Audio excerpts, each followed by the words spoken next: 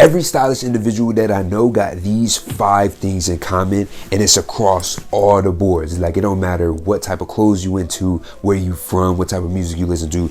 Everybody that's stylish got these 5 things in common. Number 1 on that list might be a little controversial, but you got to hear me out and listen to what I'm saying. All right, can we agree on that? Cool. The first one is staying updated on trends. And now when I say that, I don't mean following trends. I don't mean copying whatever is hot and new. I simply just mean staying up to date of what's happening in the fashion world. That can be watching current season runways. That can be reading fashion magazines or blogs, social media, your favorite influencer. Just stay up to date on what's current and what's happening. It'll always keep you inspired in a way. That way you'll continuously have new ideas coming in, whether you want to use them or not.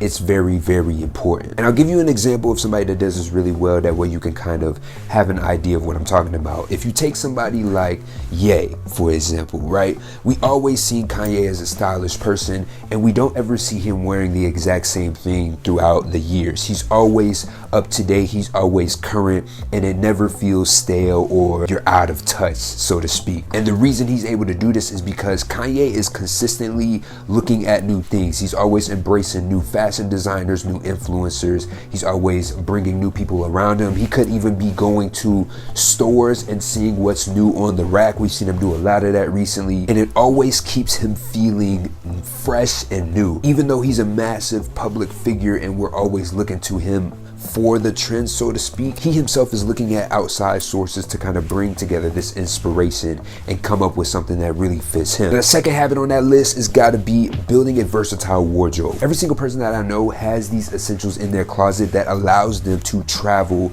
within whatever new idea or new inspiration they are going with.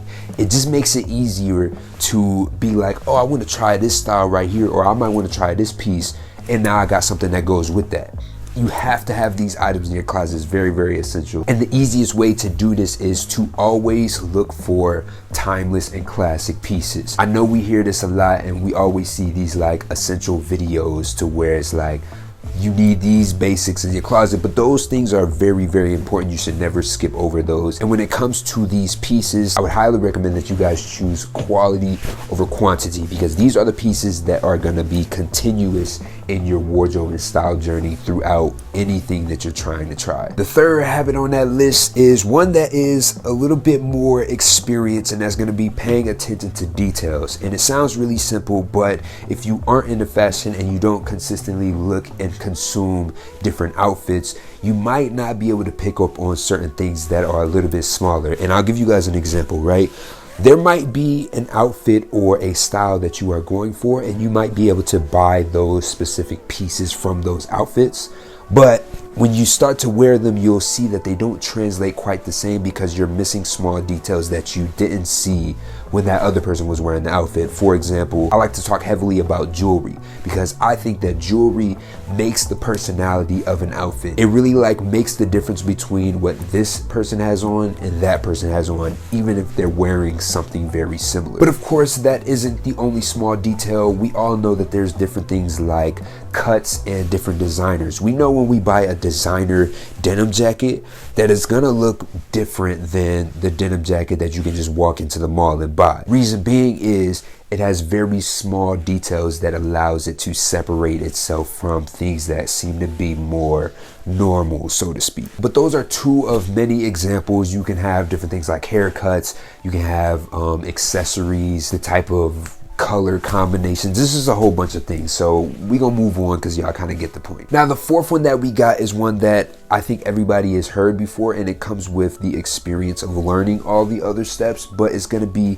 confidence in your personal style. I think it's very important to embrace and express your personal interests through your outfits. Like I always say, fashion is like the first universal language that everybody speaks when you see somebody. They don't even have to say a word out their mouth. You can kind of know their vibe and their aura based on the outfit that they're wearing. And if you don't have confidence behind that outfit, it's not going to say what you want it to say, so to speak. So I think you just need to use clothes as a self-expression and just wear what makes you feel the most confident, because that's always a W. So I don't really need to talk y'all head off on this one. We're gonna move into the fifth and final habit that I believe every stylish individual has, and the fifth one is going to be regular closet edits. Now this one's very important, and I put it at the end because it is sort of the last step after you have everything else as a habit, because it's gonna be something that just constantly evolve. None of us really have the same wardrobe. We all, like I said, have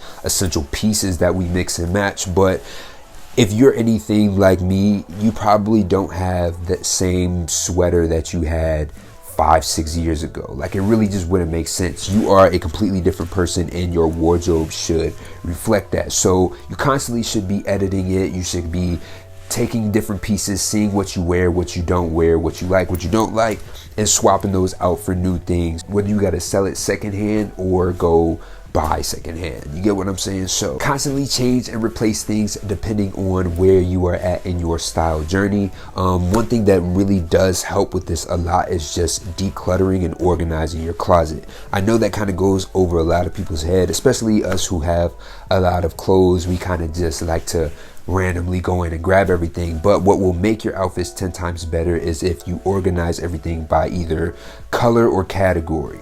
I promise you, this small step will make it 10 times easier to even go in your closet and pick out outfits. That way you don't have to think about how much clutter is going on. You can think about what you're about to wear. That would be my last and final tip. I really hope you guys enjoyed this video. Make sure you share it to whoever needs to hear these tips. They might be right there on the line of being stylish, but they ain't really crossed it yet because they don't have all of the habits in place. So let me know what you guys think down in the comments. If I was accurate with this, I should be, because you know what I'm saying, your boy, I would say, got style himself. I also style other people, so these are things that I often see in repetition when I am trying to elevate someone else's style. So I'm gonna quit yapping and let y'all go on about y'all day. Appreciate y'all for watching. I'll be back to you more. Peace.